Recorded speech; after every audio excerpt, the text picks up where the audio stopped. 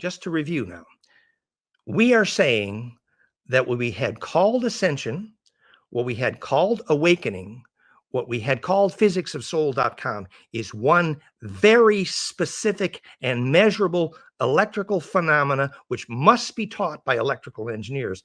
Me? No, if the only tool you have a hammer, everything is a nail. No, it's the other way around. So the very specific physics here is you need to learn what a coherent longitudinal array is. And then you know what Egyptians called Ba from the Ka, what Gurdjieff called Kesjan, and what Tibetans call rainbow light body.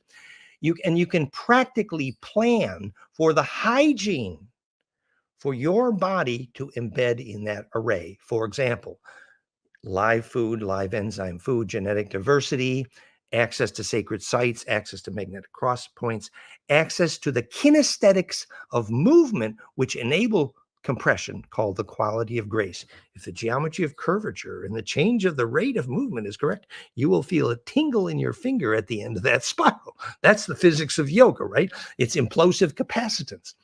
And the final category of that practical hygiene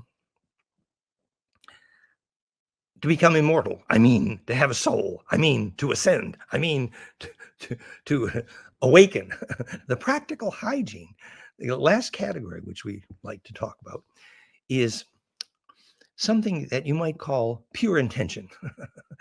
Remember when I invented realheartcoherence.com? I invented the word heart coherence. I'm credited in the literature because we did a second order power spectra, the EKG. So the onset of internal laser-like phase coherence in the EKG, a simple measure, second order power spectra. So the peak will go up when your heart harmonics are phase coherent.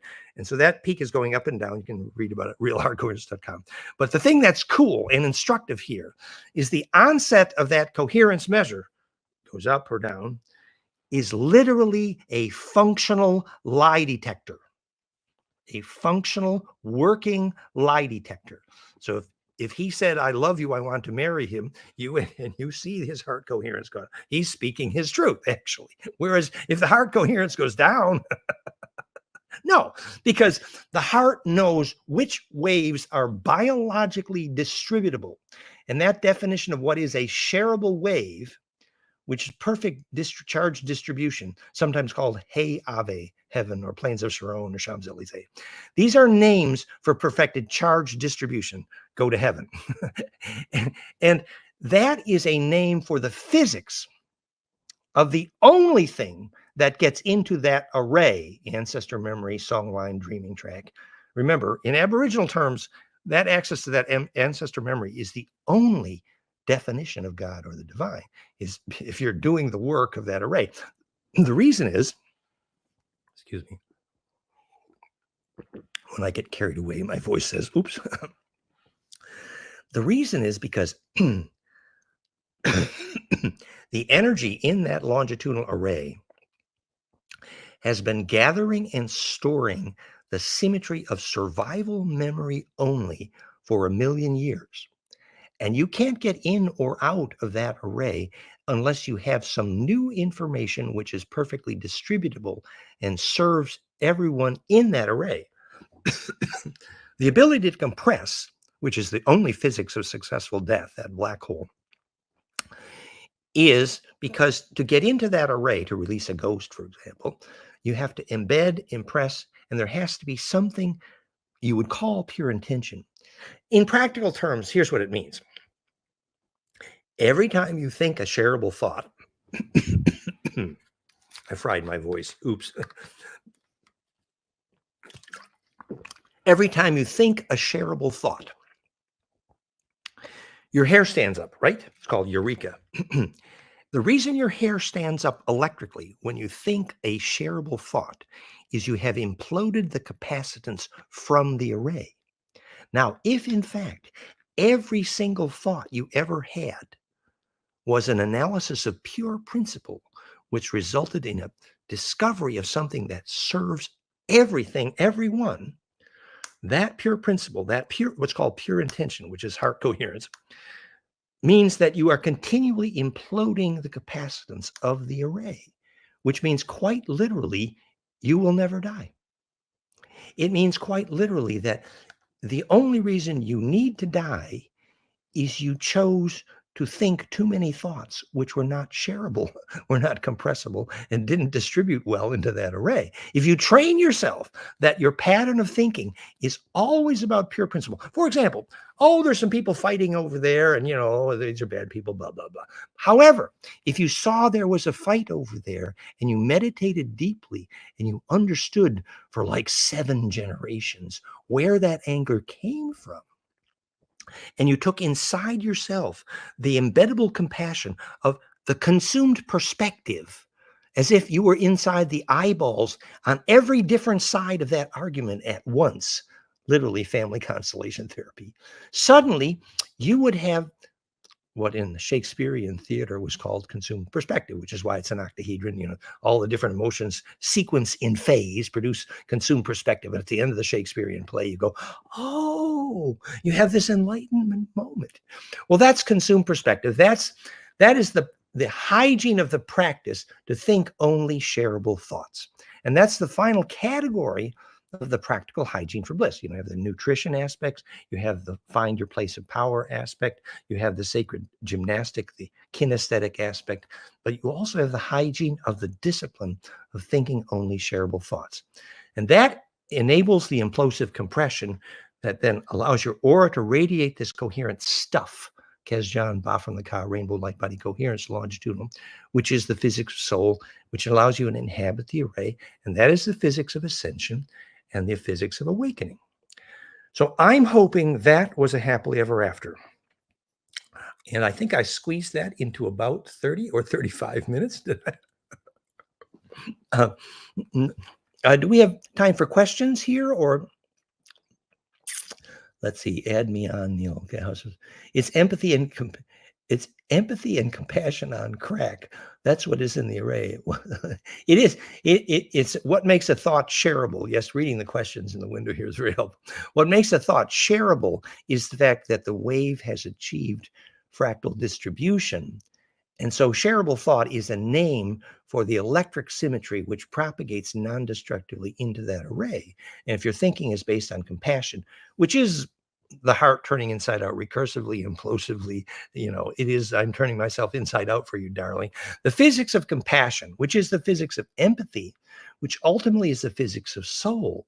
That's why when we fail to teach the physics of soul, we find more and more people are losing empathy and compassion because they literally can't feel for others. And if we may share an example of the electrical engineering of this. So the Princeton Noosphere project, they take what's called a Josephson junction, which is a square wave capacitor, and they measured a dramatic change in the random number generators powered by those capacitors on 9/11. So clearly, 3,000 people dying at once sent a wave which was measurable into the array. Now, so what they know for sure is global emotion is measurable. What they don't know is the physics. I'm going to tell you now what the physics is. The physics is that Josephson junction is actually effectively a square wave capacitor, more sensitive to the longitudinal component of the EMF, the longitudinal coherent EMF physics of the collective consciousness. So if you had a way to measure the amount of longitudinal EMF coherence, and physics doesn't know much about that at all. That's why the Princeton Noosphere people are so confused. Actually, it's the longitudinal component that makes that work. So when 3,000 people died, yes, you could measure the effect on the array. Now, people who have empathy feel other people's feelings directly, phase locked into their DNA because of that implosion. Anyway, that's my happily ever after. What do you think, dear? Thank you, Dan. Thanks for answering my question about what makes a thought shareable. I took some notes here. Yes, you did speed through things, and I was like, I had to hold on really tight and follow. So my first question, because we don't have a ton of time, and I want to thank you, is I want to go back to attention is the implosion. Yep. Like what? Okay, so when I think of that, I think about when I'm meditating and then every other possibility collapses, and then it's just this one that I chose. And so tell me a little bit more about the attention as implosion. I love that you call it collapse. That is exactly the right word. It is literally perfected collapse. That's what it is. In fact, many psychologists call the process of creating compassion in groups, they name the process the collapse process. Wow. And that's how the fusion example happens. So when there is collapse, Interesting. then all memories can be compressed implosively, and then the vortex can come to a point called attention. And they see through the center of that vortex when it implodes accurately at Planck is the only definition of what an eyeball is. Right. Right. It is the phase conjugate physics of perception. And you can measure, for example, the power of someone's attention is electrically measurable by how much it creates a squeezing electrically. Mind meld with Orion Queen Mog feels like a vice-like grip, or William Tiller measured 10 different ways. Focused human attention causes electrical compression. So it Mm. is implosion, absolutely. And the measurement of that compression is the measurement of the power of your intent.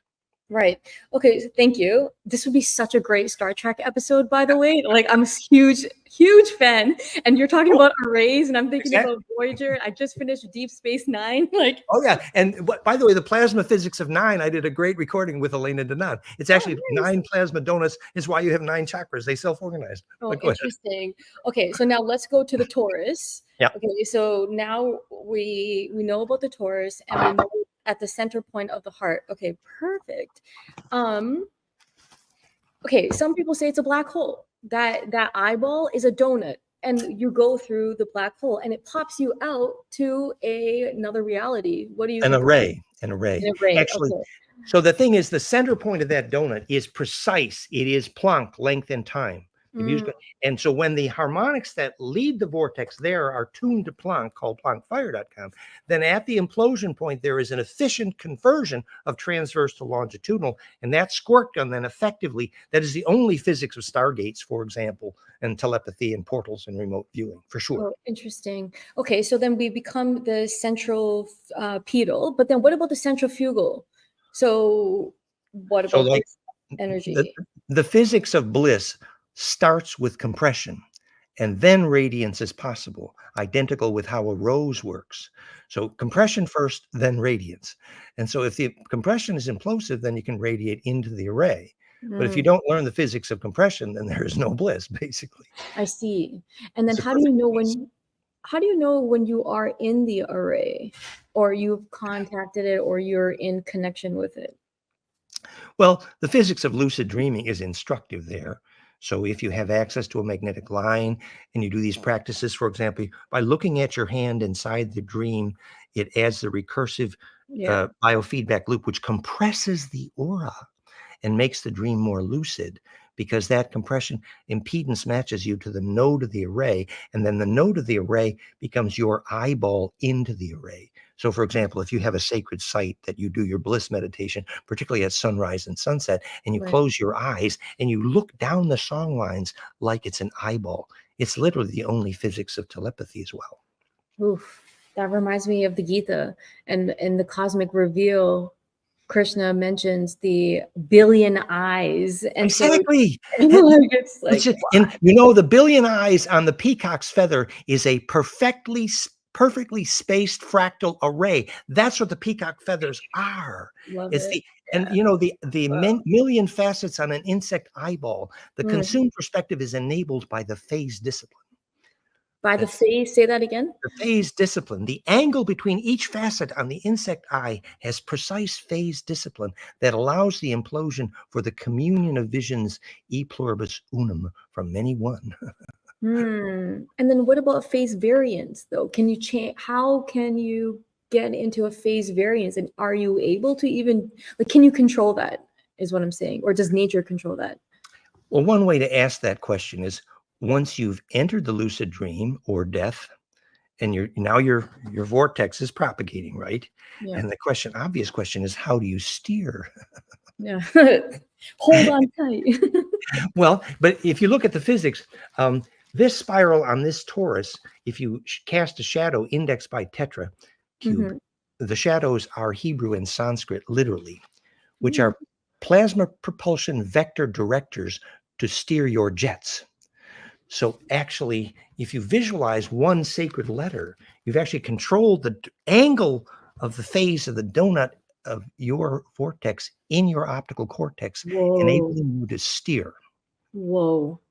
Whoa. I have never even like I have to practice that. I have to see it for The myself. Like, animations are at goldenmean.info/DNA ring the physics of the origin of Hebrew and Sanskrit. So it's actually about controlling the tilt angle or phase of donuts, which is your controlling the jets on your what about spacecraft. Greek letters? For some reason, I've been kind of obsessed with them lately, and I don't know why. I wonder.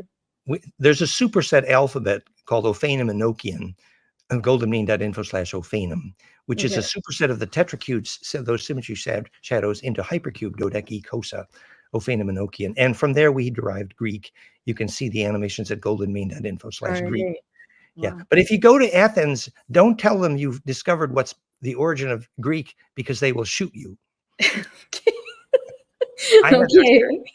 I will not. Whoa. I feel like okay, I just need to like let that settle. Do we have any other questions? I wonder, Neil, can we see what's happening on YouTube? Is there anything else that's coming up from YouTube? Let's see here. I don't know how our time window is going here, but I'm happy to share. Eyes are the easiest way to convey consciousness. That's good. Mhm. Yes. And in fact, the twinkle in the eye is actually, if you see the twinkle fade, it's actually the harmonic inclusiveness. So the more the eye is twinkling, the more the high frequencies are present and the more the focus is possible. For example, John Dee used scintillation for ancestral communication, the same way they used obsidian mirrors for ancestor phone calls, the show stone and the Olmec. Did you say scintillation? Yeah, scintillation. Basically, when light scintillates or sparkles, the pinhole mirror was an example. The focal point of the scintillation is actually the place of conjugation. The easiest way to understand that is the physics of scrying, ancestor phone calls, black obsidian mirrors. They're phase conjugate mirrors, and they enable a coupling to the longitudinal array, the only physics of clairvoyance. Hmm. Okay, thank you. Dan, if I said, hey, Dan, I don't think light travels, I think it emerges, what would you say to that?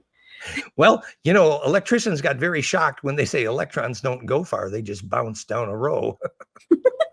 Or another way to put it is there's only one electron, it just gets around. Oh, that's good. Okay, Example, perfect. Go what's ahead. really the connection between Shakespearean theaters being square octave and creating emotions? Yeah, no, you can read about this in the physics of the origin of consumed perspective in Shakespearean theater. Some of that is at goldenmean.info/Ophanim. Basically, classically, the Shakespearean theater is a cube octa. Now, if you experience the emotions of opposite characters and they're standing in the opposite phase in the cube octa, one at a time, this emotion, opposite emotion, and you experience the sequence of emotion in perfect angular phase, at the end, your memory of those emotions and their geometric positions is the physics of phase conjugate optics, which means it can implode, collapse, and be consumed in phase conjugation. You can have the experience at the climax of the play of oneness, specifically because of that symmetry discipline in phase with the emotions sequence. Wow. Wow.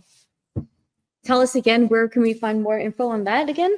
Which The cube octa .com? symmetry, the origin of consumed perspective in Shakespearean theater, we have some of that at goldenmean.info/Ophanim. Golden I Men. did some Okay. of that work with our academic on this, Teresa Burns. Awesome. And Dan, Emily wants to know, where's the best place to start to understand all of your work?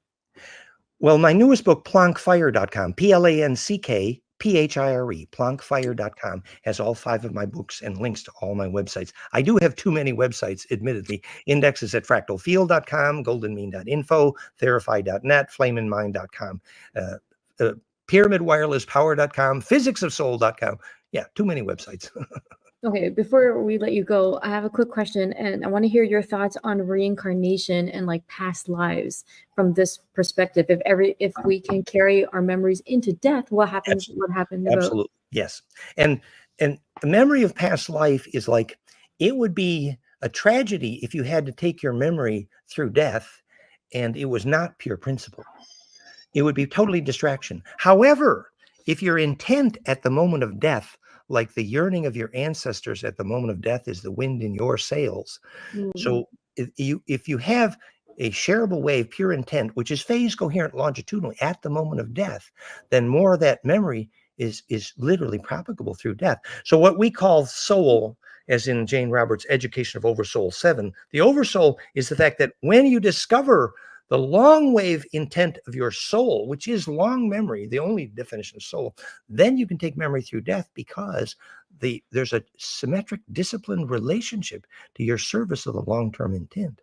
So taking memory through death definitely has to do with pure intention. Interesting. Thank you. And so there's the long array, That's and right. then Long wave. there's not a short array, right? There's only the long array. Well, the shorter array is inside your head. The longer Okay. array is outside your head. The longer Right. array is the discipline of the Earth grid, for example. And to Mm. inhabit that array, when the great ancestors died in Australia, the storm went down the song line 3,000 miles, and that was the song line that family had for a family pet for 1,000 years. So they inhabited that song line. They knew which song went where on that song line, and they inhabited that array. That was real physics. But to inhabit that array meant that they usually didn't leave their place of birth, and they had a stone which showed the carving of the magnetic lines of the neighborhood, which was the title deed to the land which they were responsible for dreaming. The dreaming was literally what held their world together. Wow. What do you think is holding our world together right now? Not much. No. I think, why don't you ask a local physicist if they know why anything is centripetal? And then we will know why nothing is holding our world together. We do not know how to make the gravity that holds atmosphere, even though that was a primary purpose of pyramids originally. They were called a gravity diode because they would implode and stabilize gravity and therefore atmosphere and Right. global wireless power. So we must teach physics why anything is centripetal, starting with why objects fall to the ground, and then they might know what holds the world together, which is called the physics of peacemaking, peaceuniversity.net. Is that another one of your .coms? Yeah, it's peaceuniversity.net. Basically, when Callahan discovered that village A and village B make war the day the magnetic line between them break. So if you fix those magnetic lines, it is proven that is the physics of peacemaking, because peacemaking is defined by the negentropy getting centripetal produces. Well, I have so many more questions. But is there anything else that you want to add or share I at the see. end of our time together? I see pure intention in your eyes, dear. Like, you are genuinely curious, and your sincere curiosity here is a great blessing. I appreciate it.